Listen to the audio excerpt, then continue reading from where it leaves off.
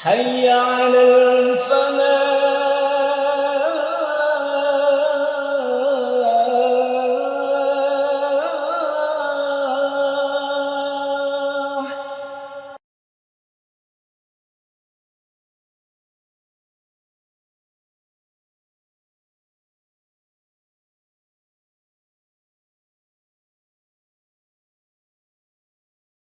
Assalamualaikum warahmatullahi wabarakatuh.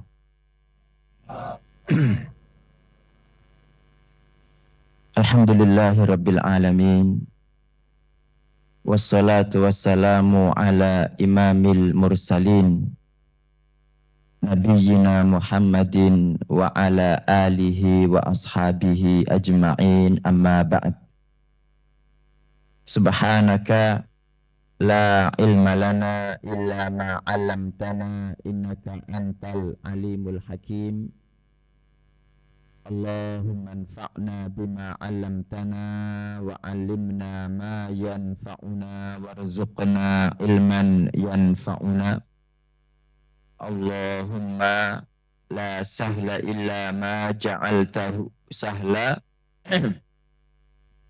wa anta taj'alul hazna idza syi'ta sahla faj'al lana ya rabbana kulla syai'in sahlan muyassara. Allahumma inna na'udzu bika min ilmin la yanfa' wa min qalbin la yakhsha' wa min nafsin la tashba' wa min da'watin la yustajabu laha. Rabbi shrah li sadri wa yassir li amri wahlul 'uqdatam min lisani yafqahu qawli. Allahumma inna na'udzu bika min an nadilla aw nudalla aw nazilla aw nuzalla aw nadlima aw nudlama aw najhala aw yujhala alaina. Amin. Bapak-bapak, ibu-ibu, dan saudara sekalian yang mudah-mudahan Allah Ta'ala senantiasa melimpahkan rahmat, barakah, ridho, dan ampunannya kepada panjenengan semua. Alhamdulillah, Bapak Ibu, pagi hari ini Allah Ta'ala kembali mempertemukan kita bersama-sama di masjid ini. Kita mengerjakan salat subuh berjamaah. Semoga Allah Ta'ala menerima ibadah salat subuh kita, Bapak Ibu, yang kemudian kita lanjutkan dengan duduk bersama di sini sampai syuruk nanti. Ya, mudah-mudahan Allah Subhanahu wa Ta'ala memberikan kepada kita semua pahala apa yang kita niatkan. Kan kita niatkan talabul ilm, kita niatkan iktikaf, kita niatkan kumpul orang-orang soleh, kita niatkan silaturahim, kita niatkan apalagi Bapak Ibu, menghabiskan umur kita dalam ketaatan kepada Allah Ta'ala. Ini kita lakukan nanti sampai syuruk, kemudian kita sholat 2 rakaat ya, mudah-mudahan nanti Allah Subhanahu wa Ta'ala memberikan kita semua Bapak Ibu pahala haji dan umrah. Okay? Dan insya Allah yang kita lakukan semua ini adalah amal soleh Bapak Ibu, dan kita bertawassul kepada Allah Ta'ala dengan amal soleh yang pagi hari ini kita lakukan bersama. Mudah-mudahan dengannya Allah Ta'ala nanti mengumpulkan kita bersama-sama dalam surga Firdaus yang paling tinggi, sebagaimana pagi hari ini kita kumpul bersama di tempat ini. Amin. Pagi hari ini Bapak Ibu kita membahas hadis kelima. Okay. Inti daripada hadis kelima dari kitab Arba'in Nawawi ini adalah larangan membuat perkara baru dalam agama. Okay. Larangan membuat perkara baru dalam agama. Imam An-Nawawi rahimahullah dalam kitab Al-Arba'in An-Nawawiyah berkata, An Aisyata radhiyallahu anha qalat, dari Aisyah radhiyallahu anha berkata, qala Rasulullah sallallahu alaihi wasallam, Rasulullah sallallahu alaihi wasallam bersabda, man ahdatsa fi amrina hadza ma laisa minhu fahuwa raddun. Man ahdatsa, barang siapa mengadakan suatu yang baru. Jadi ahdatsa itu membuat suatu perkara yang baru. Fi amrina, dalam urusan kami, maksudnya dalam agama ini, ma laisa minhu, yang bukan darinya, fahuwa raddun, maka itu ditolak. Jadi ada lafaz ahdatsa ini rawahul Bukhari wa Muslimun, diriwayatkan Imam Bukhari dan Muslim.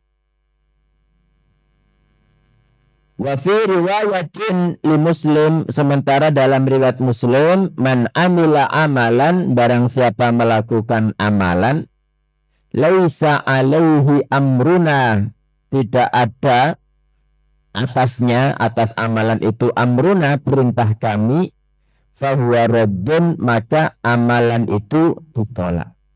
Oke. Saya baca lagi Bapak Ibu, mohon ditirukan. An Aisyah radhiyallahu anha qalat qala Rasulullah sallallahu alaihi wasallam. Semuanya gitu loh. Kok sing sebelah kidul tok? Masuk maca hadis bid'ah nggih. Man ahdatsa fi amrina hadza ma laysa minhu fahuwa rad. Rawahul Bukhari wa Muslim. Wa fi riwayatin li Muslim, man amila amalan laisa alaihi amruna fahuwa rad. Coba diulang sendiri. Jadi ada dua hadis Bapak Ibu, satu riwayat Bukhari Muslim, satu riwayat Muslim saja. Yang Bukhari Muslim, man ahdatsa fi amrina hadza ma laisa minhu fahuwa rad. Sementara yang riwayat Muslim, man amila amalan laisa alaihi amruna fahuwa rad. Bedanya apa? Kalau yang riwayat Bukhari Muslim lebih khusus, ada kata ahdatsa. Jadi ahdatsa itu khusus membuat perkara baru dalam agama. Jadi yang namanya bid'ah itu perkara baru dalam masalah agama, bukan masalah dunia. Nanti insya Allah ada penjelasannya. Kalau yang riwayat Muslim, man amila amalan laisa alaihi amruna, barang siapa melakukan amalan apapun, melakukan amalan apapun, lebih umum, yang tidak berdasarkan perintah kami, maka itu ditolak. Makanya kalau ada orang yang misalkan mengatakan, loh kalau begitu mobil tidak boleh ya, HP tidak boleh, kan perkara baru. Nah itu dikhususkan dengan yang riwayat Bukhari, man ahdatsa fi amrina hadza. Ahdatsa. Jadi kata muhdath itu bid'ah Bapak Ibu. Panjenengan kan sering mendengar ketika khutbah Jumat itu kan kadang-kadang baca hadis Nabi, fa inna asdaqal hadithi kitabullah. Kitab yang paling benar adalah sebaik-baik perkataan adalah kitab Allah. Wa khairal hadyi Muhammad. Ada yang baca wa khairal huda. Sebaik-baik petunjuk adalah hadyu atau huda adalah petunjuk Muhammad sallallahu alaihi wasallam. Kemudian wa syarral umuri apa? Halo. Muhdatsatuha. Seburuk-buruk perkara adalah yang baru, kan begitu. Fa inna kulla muhdatsatin bid'ah. Setiap perkara yang baru adalah bid'ah. Wa kulla bid'atin dhalalah. Setiap yang bid'ah adalah sesat. Wa kulla dhalalatin finnar. Dan setiap yang sesat tempatnya dalam neraka. Itu muhdats. Ibnu Rajab rahimahullah, Bapak Ibu, ketika menjelaskan hadis ini, beliau mengatakan wa hadzal hadis, ini hadis aslun azimun min usulil Islam, dasar agung ya dari dasar-dasar Islam. Wa huwa, hadis ini kal mizan, seperti mizan itu apa? Timbangan, neraca, tolak ukur. Bil a'mali fi dhahiriha, untuk amal yang lahir. Jadi hadis ini hadis man ahdatsa fi amrina hadza ma laysa minhu, adalah tolak ukur pada amal lahir, amal yang kelihatan. Apa amal yang kelihatan Bapak Ibu? Kayak sholat, wudu, haji, yang kelihatan lah. Puasa kelihatan betul? Puasa kelihatan betul? Gak kelihatan sebagian, sebagian tidak kelihatan. Ketika sahur buka kan kelihatan Bapak Ibu, tapi kalau nggak lapar-lapar kan tidak kelihatan nggih. Nggih. Jadi ini mizan atau tolak ukur lil a'mali fi dhahiriha, untuk amal yang lahir. Kama anna haditha innamal a'malu binniyat, sebagaimana hadis innamal a'malu binniyat sudah kita bahas nggih. Mizanun lil a'mali fi batiniha, adalah neraca, tolak ukur, timbangan untuk amal batin. Jadi ada amal lahir, ada amal batin. Untuk amal batin dalilnya adalah innamal a'malu binniyat. Untuk amal lahir dalilnya adalah man amila amalan laisa alaihi amruna. Fakama anna kulla amalin, maka sebagaimana setiap amal la yuradu bihi wajhullahi ta'ala, yang tidak diniatkan mendapatkan wajah Allah Ta'ala, falaysa li'amilihi fihi thawab, maka tidak ada bagi pelakunya thawab. Itu apa? Pahala. Jadi untuk amal, untuk hadis innamal a'malu binniyat, itu kan masalah batin. Kata beliau, sebagaimana setiap amal yang tidak diniatkan untuk mendapatkan wajah Allah Ta'ala, maka tidak ada pahalanya. Na'udzubillah Pak. Makanya pentingnya niat itu di sini. Kadang kita mengerjakan amal soal tapi nggak ada niatnya. Kan kadang-kadang kita kan frontal ya melakukan itu. Pas putar balik, misalnya ada polisi cepat ngasih, ya kan? Ketika kita makan ada pengemis atau apa, itu harus ada niat, Pak. Kalau jenengan nggak niat kan di sini, ya nggak ada pahalanya. Fakama anna kulla amalin, sebagaimana setiap amal la yuradu bihi wajhullahi ta'ala, yang tidak diniatkan untuk mendapatkan wajah Allah Ta'ala. Allah punya wajah, betul? Napa dalilnya Pak Buka? Kalau Allah punya wajah, gimana bunyinya? Londa wajah itu aku menghadapkan wajahku. Mana wajahmu? Gak ada. Itu Fathul Jari jenenge.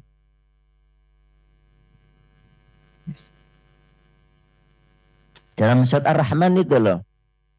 Wa yabqa wajhu rabbika dzul jalali wal ikram. Allah punya wajah, Pak.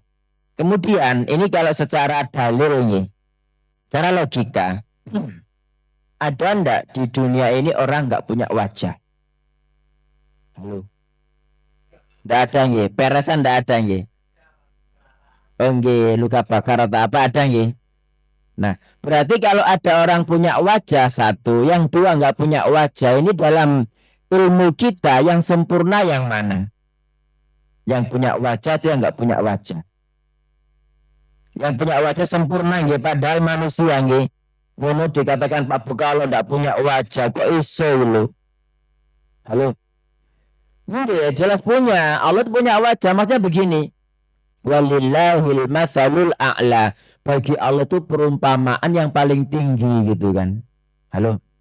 Kan ada orang Mu'tazilah mengatakan Allah nggak berbicara kan? Iya kan? Sehingga mereka mengatakan Al-Qur'an itu makhluk gitu loh Bapak Ibu, karena Allah ndak berbicara. Nah, sekarang loh, ada dua orang manusia, sing sitok iso ngomong, sing sitok bisu. Nauzubillah nggih. Ini yang sempurna yang mana? Yang bisa bicara kan? Dalam ilmu manusia, panjenengan mengatakan manusia itu sempurna kalau bisa bicara, kok kemudian mengatakan Allah nggak bicara? Lah lucu. Allah itu kan yang ahsanul khaliqin, paling sempurna, paling hebat, paling segalanya ya kan? Kok kemudian dikatakan Allah tidak berbicara? Sebagaimana juga yang mengatakan Allah tidak punya tangan. Ada dua orang, sing sitok punya tangan sempurna, yang satu nggak punya tangan, Pak. Sempurna betul? Cacat kan? Masa dengan mengatakan Allah cacat ketika tidak punya tangan? Ya apa enggak? Halo? Pernah kita? Gitu loh ya. Jadi Allah punya wajah, Allah punya tangan, Allah punya semua sifat lengkap Bapak Ibu. Cuman untuk sifat-sifat Allah Ta'ala ini jangan diserupakan dengan sifat makhluk. Ya, bukan hanya manusia. Makhluk Allah kan banyak. Ada jin, ada malaikat, ada merutu, ada nyamuk, ya kan? Gitu loh. Dalilnya apa? Walam yakul lahu kufuwan ahad. Allah tidak serupa dengan siapapun. Tidak serupa pada namanya, tidak serupa pada sifat-sifatnya, tidak serupa pada perbuatannya. Kita lanjutkan. Jadi untuk amal yang tidak diniatkan mendapatkan wajah Allah Ta'ala itu nggak ada pahalanya, Pak. Makanya pentingnya niat di sini, dan nanti Bapak Ibu pada hari kiamat itu banyak orang itu apa? Kaget loh, perasaanku aku bukan melakukan banyak amal loh gitu. Tapi amalnya habis. Ini diantaranya Pak sebabnya karena dia tidak meniatkannya untuk Allah Subhanahu wa Ta'ala. Banyak ndak orang melakukan amal sholat tapi riya, bangun masjid tapi cek dipilih, sodako tapi diviralkan, banyak mboten? Makanya dalam hadis itu kan termasuk 7 golongan yang Allah Ta'ala memberi mereka naungan. Apa Bapak Ibu ada yang tahu? Halo? Warajulun, seseorang tasaddaqa bi sadaqatin fa akhfaha. Dia itu bersodako dengan sangat sembunyi-sembunyi. Gak ada yang tahu, Pak. Nabi SAW menggambarkan hatta la ta'lama shimaluhu ma tunfiqu yaminu, sampai tangan kirinya tidak tahu apa yang diinfakkan oleh tangan kanannya.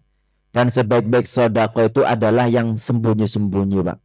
Yang sembunyi-sembunyi. Yang mudah-mudahan Allah Ta'ala menjadikan saya dan panjenengan semua orang-orang yang amalnya itu ikhlas murni untuk menggapai wajah Allah Subhanahu wa Ta'ala.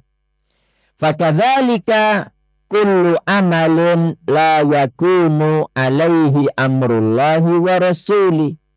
Maka seperti itu pula setiap amalan yang tidak berdasarkan perintah Allah dan Rasulnya. Kalau secara batin niatnya harus untuk Allah. Kalau secara lahir amal ini harus ada perintah dari Allah dan Rasulnya. Kalau tidak ada, fahuwa martudun ala amilihi, maka ditolak, dikembalikan kepada pelakunya gitu. Wa kullu man ahdatsa fid dini, setiap orang yang membuat perkara baru dalam agama, malam ya'dzan bihullahu wa rasuluhu, yang tidak diberi izin Allah maupun Rasulnya, falaisa minad dini fi syai', maka itu bukan dari agama sedikit pun. Jelas Bapak Ibu nggih? Jadi syarat diterimanya amal itu 2. Pertama apa? Murni untuk Allah Subhanahu wa Ta'ala. Amal apapun nggih. Baik yang sifatnya ibadah ataupun yang bukan ibadah. Amalan yang rutinitas, ya seperti kayak jenengan berangkat kerja, jenengan jalan-jalan, jenengan tidur, makan, ini kan ibadah, kan? Sifatnya rutinitas, nggak ibadah asalnya, tapi kalau diniatkan untuk Allah menjadi ibadah gitu. Kemudian yang kedua harus sesuai dengan perintah Allah maupun Rasulullah. Ini yang namanya al-mutaba'ah. Jadi sesuai perintah Rasulullah Sallallahu Alaihi Wasallam. Jadi dalam berislam itu jenengan nggak boleh gawe agama dewe, gawe tata cara ibadah dewe, ndak. Kita dalam berislam itu mencontoh Rasulullah Sallallahu Alaihi Wasallam. Kalau tidak ada contohnya, tidak ada perintahnya, fahuwa raddun, maka itu ditolak. Imam Asy-Syatibi ketika mendefinisikan bid'ah beliau mengatakan tariqatun fid dini mukhtara'ah. Tariqatun suatu cara, nggih, fid dini dalam agama mukhtara'ah yang dibuat-buat. Tudahi syariah yang menyerupai syariat, yuqsadu bisuluki 'alaiha, ya. Tujuan bagi orang yang mengamalkannya adalah al-mubalaghah, berlebih-lebihan fit ta'abbudi lillahi subhanah. Fit ta'abbudi, dalam beribadah kepada Allah subhanahu wa ta'ala. Ini definisi bid'ah menurut Imam Syatibi, suatu jalan atau suatu cara yang diada-adakan baru berarti ya, dalam agama yang menyerupai syariat dengan tujuan bagi orang yang mengamalkannya itu berlebih-lebihan dalam beribadah kepada Allah subhanahu wa ta'ala. Gitu. Nah, kembali kepada hadis tadi, Pak. Untuk memahami definisi bid'ah dengan benar, nih, para ulama itu membedah hadis ini menjadi 3 poin. Poin pertama kan fiddini, artinya apa fiddin? Dalam agama. Jadi ini batasan penting. Bid'ah itu hanya terjadi pada urusan agama, akidah, ibadah, halal haram gitu kan. Adapun perkara duniawi seperti teknologi, mobil, mikrofon masjid, aplikasi Al-Quran, ini semua duniawi Bapak Ibu, tidak termasuk dalam ranah bid'ah yang dilarang, melainkan masuk dalam bab maslahah mursalah atau kemaslahatan duniawi. Jelas nggih? Sehingga kalau ada orang mengatakan lo numpak ento kabeh wae, ya ndak begitu. Ini masalah agama, karena Nabi mengatakan fiddini man ahdatsa fi amrina hadza. Nah, fi amrina itu fiddin ma laisa minhu fahuwa raddun.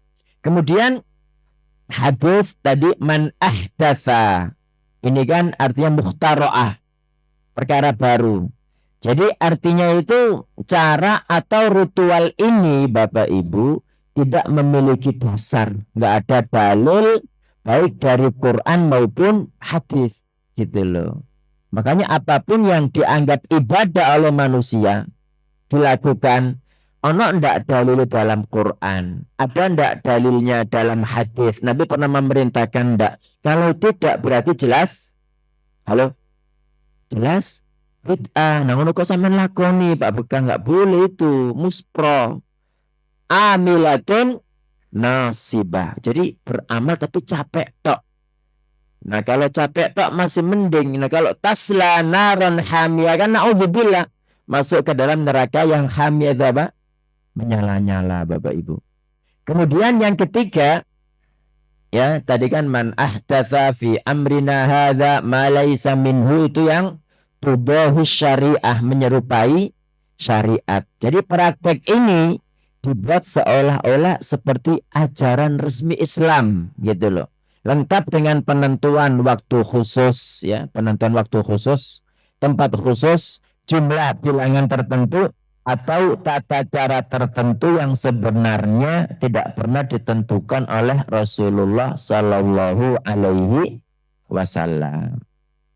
Kalau contoh yang lengkap dengan penentuan waktu khusus, apa contohnya Pak? Halo, penentuan waktu khusus, menentukan waktu khusus. Misalnya baca Quran malam tertentu. Nah, Pak Beka, aku tak baca surat Al-Ikhlas setiap malam Senin misalnya. Jumlah 1.231. Dalam kondisi apa gitu, berpakaian putih, pokoknya putih semua gitu kan. Jam 1 malam. Sebelum itu harus mangan apa? Kembang 7 rupa misalnya. Nah, kalau itu nggak ada dalilnya berarti jangan dilakukan, gitu loh gampangannya itu. Jadi menentukan waktu khusus, tempat khusus, ya. Kemudian jumlah bilangan tertentu, tata cara tertentu, kalau nggak ada dalilnya berarti tidak boleh. Karena ibadah itu pada dasarnya haram dilakukan sampai ada perintah. Beda dengan non ibadah, beda dengan masalah muamalah, jual beli, makan minum, berpakaian, itu pada dasarnya boleh sampai ada larangan, gitu Pak. Nggih. Ibnu Rajab berkata, fakullu man ahdatha syai'an, ya. Setiap orang yang membuat perkara baru, wa nasabahu ila din, kemudian menyandarkannya kepada agama, walam yakun lahu aslun minad dini yarji'u ilaihi, sementara perkara itu enggak ada dasar dari agama yang dijadikan referensi, dijadikan sebagai rujukan, fahuwa dolalatun, maka itu adalah apa? Sesat. Wadinu bari'un minhu, dan agama berlepas darinya. Makanya pentingnya belajar itu di sini Bapak Ibu, biar kita ngerti mana yang hak, mana yang batil, mana yang mungkar, mana yang ma'ruf, mana yang sunnah, mana yang bid'ah, mana yang halal, mana yang haram, mana yang tauhid, mana yang syirik. Nah, pelajaran dari hadis ini yang pertama, Islam itu telah sempurna Bapak Ibu. Nggak perlu ditambah-tambahi. Agama Islam sudah sempurna. Jadi hadis ini menegaskan bahwa syariat Islam yang dibawa Nabi Muhammad SAW sudah lengkap gitu loh. Makanya Allah mewafatkan Nabi Muhammad SAW karena sudah lengkap. Nah, mengadakan ritual baru dalam agama seolah-olah mengisyaratkan bahwa agama ini masih memiliki kekurangan. Ini ya perkara yang nggak benar sama sekali. Kalau jenengan nambah-nambahkan satu, seakan-akan agama belum sempurna. Itu kan jelas menyalahi surat apa? Surat Al-Maidah ayat 3. Allah berfirman, al-yawma akmaltu lakum dinakum wa atmamtu alaikum ni'mati wa raditu lakumul Islam madina. Ulang. Yang keras.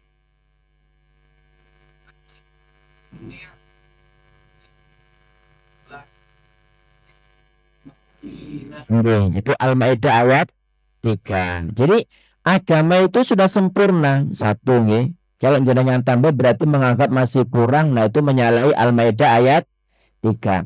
Yang kedua, berarti panjenengan itu menganggap Nabi SAW belum menyampaikan semua syariat, ya kan? Oh, berarti ini ana yang perlu ditambah wong Nabi, maka masih belum sempurna.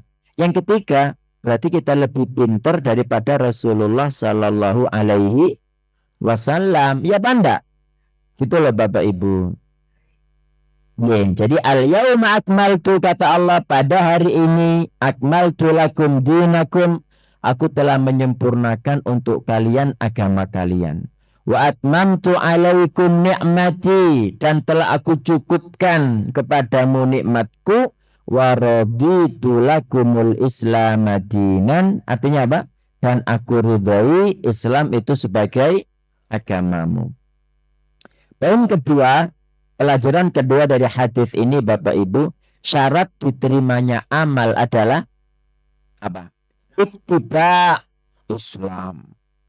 Syarat diterimanya amal dalam Islam adalah ittiba Nabi. Jadi dalam berislam itu jenengan itu harus mengikuti, nyontoh, bukan bikin sendiri Bapak Ibu, gitu loh. Jadi agar suatu amal soleh diterima di sisi Allah, amal itu harus memenuhi dua syarat. Apa tadi dua syarat itu? Pertama, ikhlas karena Allah. Kedua, ittiba atau sesuai contoh dari Rasulullah Sallallahu Alaihi Wasallam. Jika suatu amal ibadah itu tidak ada perintah, nggak ada contoh dari Nabi Sallallahu Alaihi Wasallam, maka otomatis diapakan? Ditolak, gitu loh. Ya meskipun sebaik apapun niatnya, seikhlas apapun niatnya, tapi kalau nggak sesuai perintah Nabi, maka itu ditolak. Kembali kepada wa iyyakum wa muhdatsatil umur. Sekali-kali hindarilah perkara yang baru. Fa inna kulla muhdatsatin bid'ah, setiap yang baru adalah bid'ah. Wa kulla bid'atin dalalah, setiap bid'ah adalah sesat. Wa kulla dalalatin finnar, dan setiap yang sesat berada dalam neraka. Oke. Jadi sekali lagi, dalam berislam itu kita dilarang berkreasi. Dalam Islam hanya ittiba, yaitu mengikuti siapa? Nabi Muhammad sallallahu alaihi wasallam. Nabi Muhammad guru mboten? Guru Bapak Ibu yang digugu dan ditiru. Jadi sami'na wa ata'na, itu kita mendengar, kita taat. Yang ketiga, kita itu dilarang beribadah mengikuti perasaan, Mbak, atau logika. Islam itu tidak berdasarkan perasaan, tidak berdasarkan logika. Jadi yang namanya ibadah itu sifatnya tauqifiyah. Apa tauqifiyah? Tauqifiyah itu berhenti kepada qala Allah, qala Rasul. Kita nggak boleh berkreasi, nggak boleh berinovasi. Lagi kijang inovata, nggak boleh berinovasi ya dalam hal tata cara sholat, jumlah rakaat, waktu ibadah, atau mengkhususkan zikir tertentu pada momen tertentu tanpa ada dalil yang jelas. Ini semua tidak boleh. Jadi cukup mengikuti apa yang datang dari Rasulullah Sallallahu Alaihi Wasallam. Dalil bahwa agama tidak berdasarkan logika, Ali bin Abi Thalib itu pernah mengatakan begini, Pak. Lau kana dinu birra'yi, kalau agama itu berdasarkan akal, lakana mashu asfalal khuffi, pasti mengusap bagian bawah sepatu. Paham ya? Mengusap bagian bawah sepatu aula min a'lahu, lebih utama daripada bagian atasnya. Falaqad ra'aitu Rasulullah sallallahu alaihi wasallam, sungguh aku telah melihat Rasul sallallahu alaihi wasallam yamsahu dhahira khuffaihi, beliau itu mengusap bagian atas sepatunya. Jadi yang namanya khuf itu ya apapun yang menutupi kaki Bapak Ibu sampai kedua mata kaki, itu namanya khuf, baik dari kulit, dari kain, dari plastik, pokoknya menutupi dua mata kaki. Nah itu kan ada syariatnya. Itu kan ketika kita batal terus kita berwudu, kan nggak perlu mencopot khuf, cukup diusap bagian atasnya. Jadi gini, seret gitu ya, sampai pergelangan kaki, satu kali aja. Dan itu dengan tangan basah, bukan dengan ambil segini piok lah, basah semua. Jadi cukup tangan kemembel gitu loh. Apa kemembel itu? Ya teles lah, diusapkan begini, itu sudah cukup Bapak Ibu. Nah kata Ali, kalau agama itu berdasarkan akal, pasti yang lebih patut diusap itu bagian bawah, ya kan? Sing nginjak tai kucing, sing kena najis, karena kan bagian bawah. Kan gak masuk akal kok malah atasnya gitu loh. Jelas nih Bapak Ibu. Jadi agama tidak berdasarkan akal. Ya sama seperti ketika panjenengan berwudu. Jadi kan ketika berhadas itu dari mana? Kan dari depan belakang kan? Kan gak masuk akal. Apa hubungannya kok malah tangan, kaki, mulut, hidung, wajah, ya kan? Karena agama tidak berdasarkan akal, juga tidak berdasarkan perasaan. Jadi ada seorang mbah-mbah gitu, dia kan sebagai apa ya, pelayan di suatu lembaga gitu. Itu sholat subuhnya 8 rakaat Pak. Ditanya, tenang lah kon kok sholat 8 rakaat. Ya inggih, bunyai gitu. Wong subuh niki kan seger, enak, bisa khusyuk. Masuk mek 2 rakaat tak tambah 8 rakaat. Dia tak suwi jadi ini. Itu agama dengan perasaan-perasaanmu. Jadi agama itu bukan berdasarkan perasaan. Makanya ketika tentang hukum rajam, halo, tahu hukum rajam betul? Yang dicambuk 100, dicambuk 100 itu rajam betul? Itu rajam. Dalam, kamu gini-gini sampean mau ayo lapo? Apa manja? Ini Rajab dilebari batu. Kalau jenengan baca surat An-Nur, jadi kalau sudah naudzubillah lagi, kalau sudah menikah terus berzina itu di rajam dilempari batu sampai meninggal dunia. Batunya batu standar Pak Bekang, nggak boleh sing gede cepet mati kenaan atau batu kecil sak mene-mene sakno gak kesuwen mati nih. Jadi batu standar itu kalau sudah menikah. Kalau belum menikah, nah yang muda-mudi itu yang diasingkan 1 tahun dicambuk 100 kali.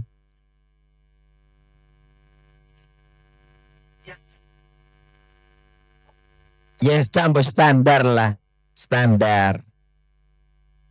Ya ada apa-apa. Nah, itu kata Allah apa? Kata Allah apa? Wala ta'khudkum bihima ra'fatun. Jangan sampai rasa belas kasihan kan perasaan. Lo sakno rek, pada senengnya kok dipecuti lo. Akhirnya bukan seperti itu. Makanya Allah mengatakan wala ta'khudkum bihima ra'fatun fi dinillah. Jangan sampai rasa belas kasihan menghalangimu menjalankan agama Allah. Agama itu tidak berdasarkan perasaan. Kan sekarang kita di masyarakat kan berperasaan. Sumpah aku rek, tunggu dulu itu nomor gak teka.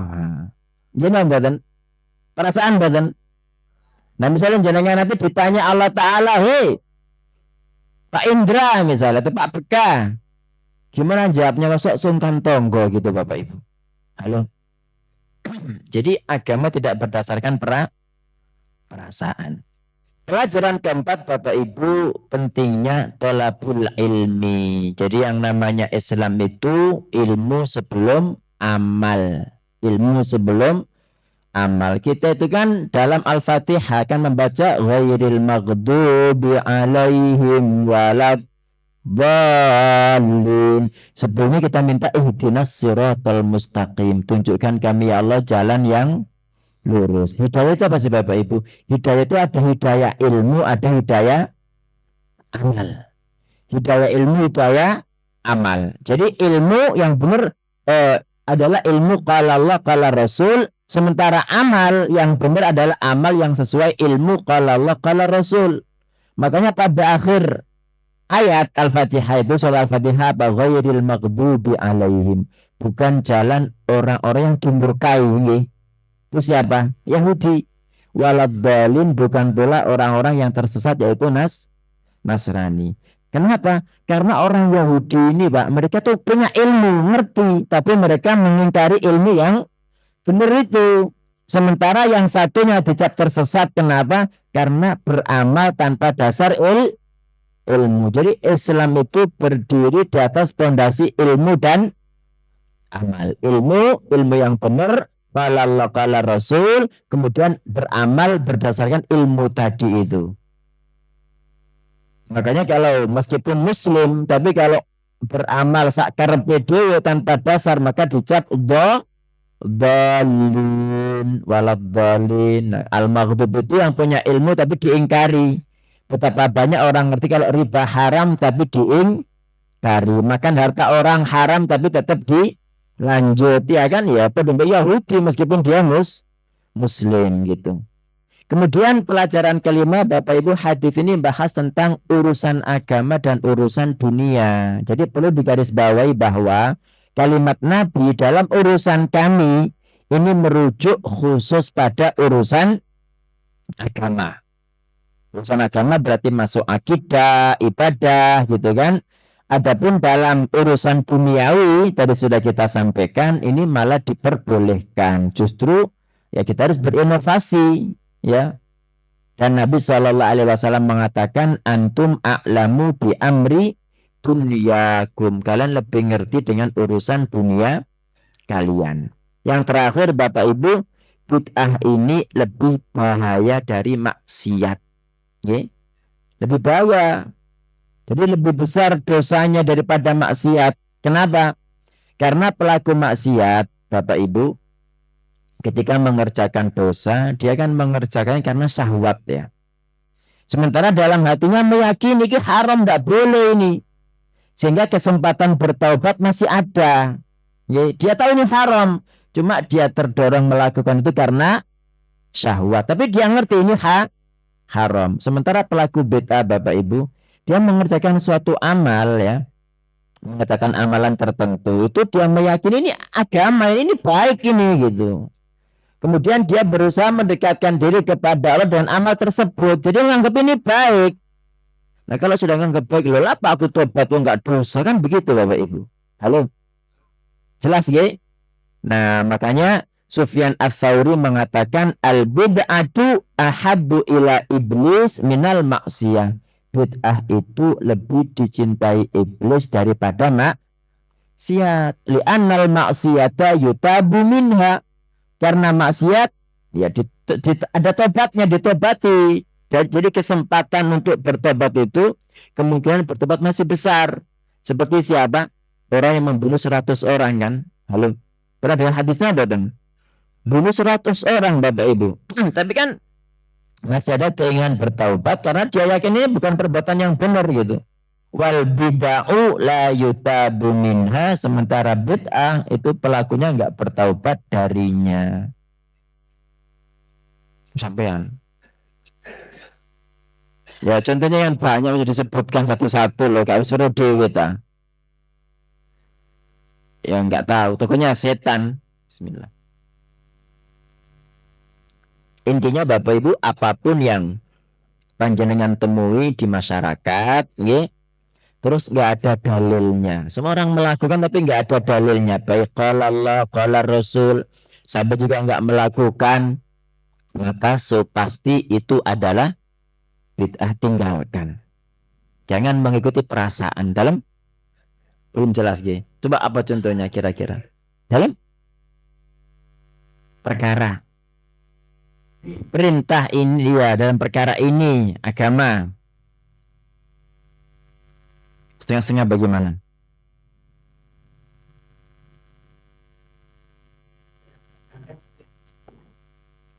Sekarang jenengan bikin gelas. Nggih. Nggih.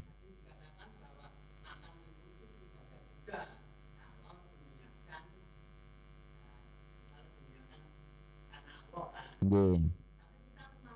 Sendok aku ada juga sunahnya itu dengan ini ya. Pakai tangan.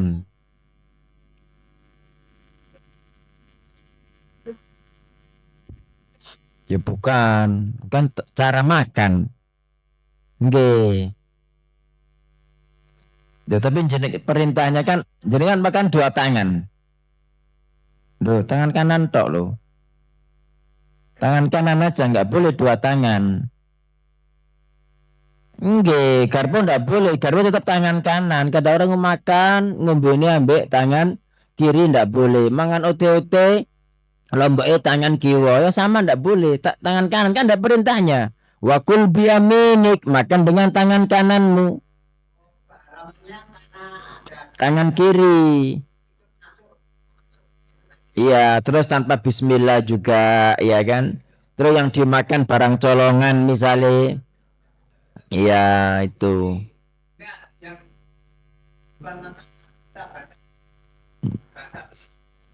Nggih. Nggih. Garpu. Insyaallah enggak masalah, nggih, enggak masalah. Selama tetap dengan tangan kanan gitu. Udah, kalau ada orang ngomong lo Nabi lo dengan 2 tangan atau 3 tangan, lo Nabi kan kurma, nah jangan soto banyak 2 tangan. Iya.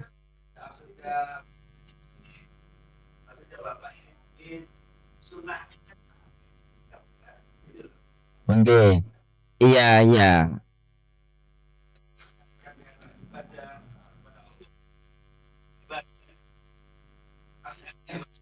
Oh iya. Intinya kalau garpu tadi itu tidak masuk kemana, tidak masuk ke ranah ibadah ya. Setahu saya begitu, wallahu a'lam. Tapi kalau misalnya ya panjenengan tergantung apa yang dimakan kan. Ya misalnya dimakan daging steak ya atau apa misalnya ya. Atau sesuatu yang perlu. Kan memang harus dua tangan. Tapi tetap makannya pakai. Itu insya Allah tidak menjadi masalah. Bentuk piringnya. Yang penting bukan terbuat dari emas perak kan tidak masalah. Nggih. Pakai tangan. Ya apa ndak sunnah? Ya kalau dikatakan ndak sunnah mungkin ndak afdol gitu aja. Ya ndak afdol. Tapi ya memang sunnahnya pakai tangan. Di sisi lain, di zaman Nabi itu ada anu loh, ada sendok, sudah ada. Nah kan zaman Romawi kan sudah pakai sendok apa gitu kan. Tapi beliau pakai tangan kenapa? Karena itu paling bagus.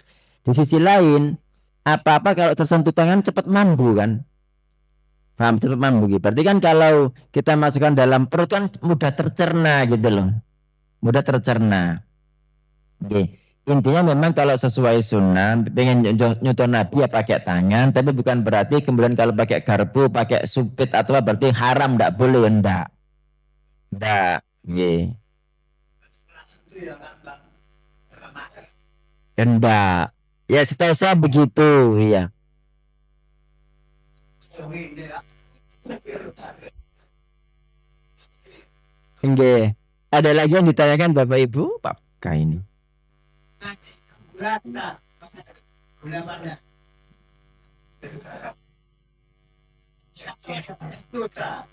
Ada yang mau. Tapi Iya, ngaji di kuburan. Nabi itu kan berkata seperti ini, nggih. La taj'alu buyutakum maqabir. Hadisnya sahih ada dalam riwayat Muslim. Jangan menjadikan kuburan kalian jangan menjadikan rumah kalian sebagai kuburan, ya. Jelas nggih? Jangan jadikan rumah kalian sebagai kuburan. Nah, ini kan larangan. Nah, menjadikan rumah sebagai kuburan itu ada dua kemungkinan. Kemungkinan pertama, nggih, ada orang mati dikuburkan dalam rumah itu tidak boleh. Sama Nabi tak? Nabi itu kalau Nabi itu kan khusus para Nabi ya. Mamin hadisnya itu mamin nabiyin kubudha illa wadufina min haitsu kubud. Tidak ada nabi yang meninggal kecuali dikuburkan di tempat dia meninggal. Itu kekhususan para nabi. Satu. Yang kedua, Nabi memang dikuburkan di kamar Aisyah. Itu biar tidak dijadikan sebagai berhala. Berhala yang disembah maksudnya. Nah sekarang loh Pak Buka. Sekarang kan banyak kuburan orang-orang soleh ya. Disembah bukan? Itu orang soleh biasa dan Nabi. Dan kalau panjenengan perhatikan kuburan para nabi, Nabi Musa, Nabi Yusuf yang di Palestina itu kan disembah kan. Siapa-siapa. Nah ini para sahabat itu berijtihad ya, dan Nabi memang ya dikuburkan di kamar Aisyah itu tujuannya itu sehingga nggak dikeluarkan ke baki gitu loh, biar biar tidak dijadikan sebagai berhala yang disembah. Itu kayaknya di situ. Ya jadi kalau dikatakan lo Nabi itu Nabi pengkhususan ya. Beda kelasnya, beda levelnya dengan kita. Beliau Nabi, orang biasa tidak boleh. Ini jenengan berdalil seperti itu harus jenengan Nabi dulu kan begitu. Yang kedua, jangan menjadikan rumah sebagai kuburan. Berarti ini kan maknanya kuburan bukan rumah, rumah bukan kuburan. Lanjutan hadis. Inna syaitana setan yanfiru lalu terbirit-birit minal baitil ladzi tuqra'u fihi suratul Baqarah, dari rumah yang dibacakan surat Al-Baqarah di dalamnya. Tadi Nabi membedakan rumah dengan kuburan. Rumah biar tidak seperti kuburan disuruh ngapain? Baca Al-Quran kan begitu. Diwakili surat Al-Baqarah. Berarti artinya apa? Artinya kan kita nggak boleh baca Quran di kuburan karena ini dari perintah. Terus ada enggak riwayat sahih bahwa Nabi itu pernah baca Quran di kuburan? Enggak pernah. Yang ada itu cuma sholat jenazah. Khusus sholat jenazah Bapak Ibu boleh sholat di kuburan, itu pun ketika enggak menangi ya, kita datang loh kok sudah dikuburkan misalnya, baru kita sholat di kuburan boleh gitu loh Bapak Ibu. Nah setahu saya begitu wallahu alam. Loh Ustaz kan ada riwayat bahwasanya Abdullah bin Umar itu berwasiat untuk membacakan surat Al-Baqarah setelah dia dikuburkan. Satu, ini riwayatnya tidak sahih, ya tidak sahih kepada Abdullah bin Umar. Andaikan sanadnya sahih, itu tetap ini menyalahi perbuatan Nabi. Nabi kan nggak pernah berwasiat seperti itu. Para sahabat gak ada yang melakukan. Nah, kalau misalnya sampean berpendapat mau mengirimkan pahala kepada orang yang meninggal dunia, ya, kalau memang ikut pendapat yang itu dikirimkan pahalanya dan sampai, itu tidak perlu ke kuburan, baca di rumah, di masjid dengan diniatkan ini pahalanya itu si fulan, ya itu sudah cukup gitu loh, nggak pakai perlu ke kuburan. Karena Nabi membedakan antara rumah dengan kuburan. Rumah biar tidak seperti kuburan kita disuruh baca Quran, berarti mafhum mukhalafahnya apa? Mafhum mukhalafahnya kita nggak boleh baca Quran di kuburan. Gitu Pak Beka. Nggih, wallahu taala a'lam. Ada lagi Bapak Ibu? Nggih. Jenengan takok sebelah jenengan mawon niku lho. Nggih, monggo Pak silakan.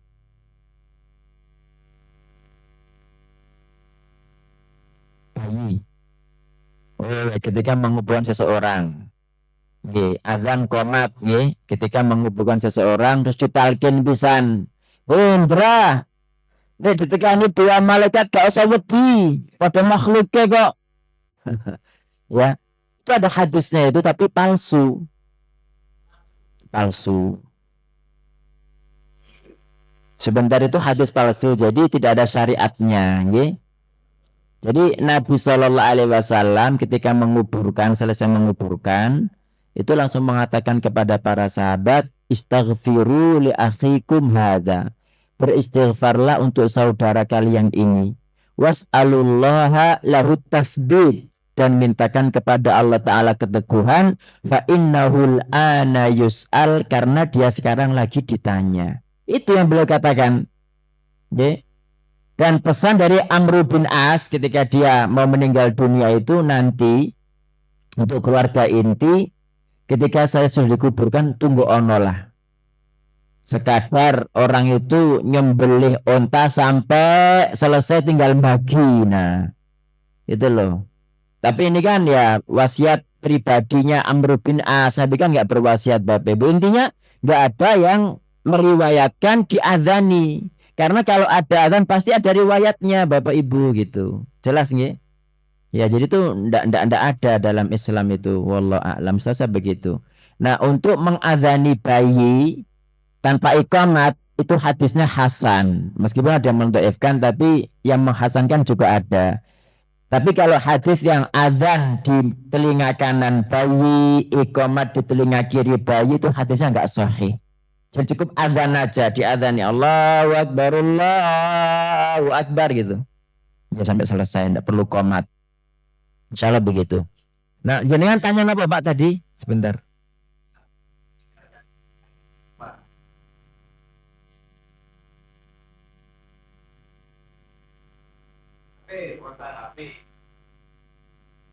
Pahalanya.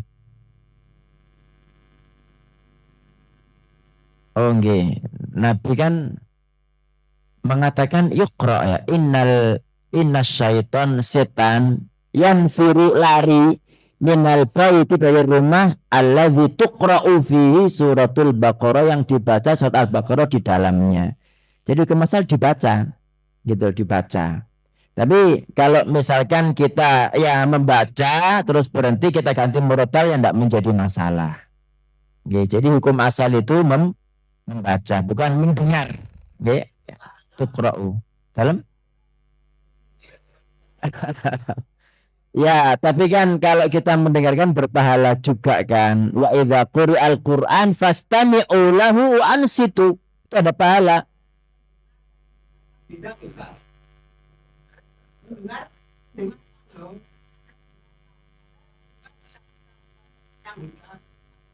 Ya, mending lah timbang dangdutan didengarkan. Nggih. Nggih. Monggo jenengan tadi nggih. Oh nggih, terima kasih. Sampeyan enggak jadi tanya nggih jenengan. Oh nggih, enggak. Nggih, sensitif juga. Sampun nggih. Waktu sarapan dereng niki. Sudah suruh. Nggih, jadi jangan lupa sholat 2 rakaat Bapak Ibu. Terima kasih atas perhatiannya. Kurang lebihnya saya mohon maaf. Jika ada yang benar itu semata-mata dari Allah Ta'ala. Jika ada yang salah dari saya sendiri, saya beristighfar kepada Allah dan mohon dimaafkan. Barakallahu fikum. Subhanakallahumma wa bihamdik asyhadu an la ilaha illa anta astaghfiruka wa atubu ilaik. Wassalamualaikum warahmatullahi wabarakatuh.